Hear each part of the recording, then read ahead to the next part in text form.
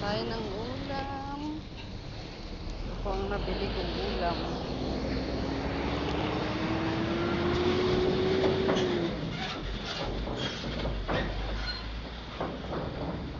Nainit. Teka lang.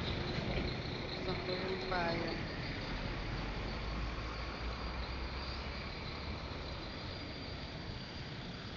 Lalakad tayo.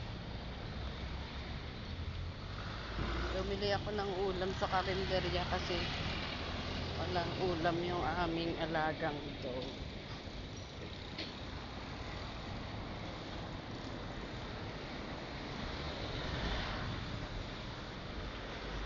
Dito ako sa bypass, naglalakad mga guys.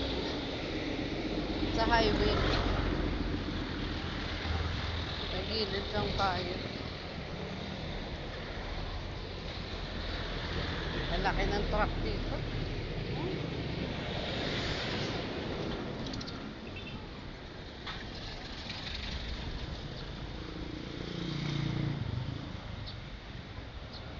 Tayo.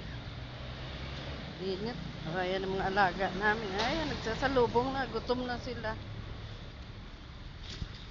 Sabi tayo.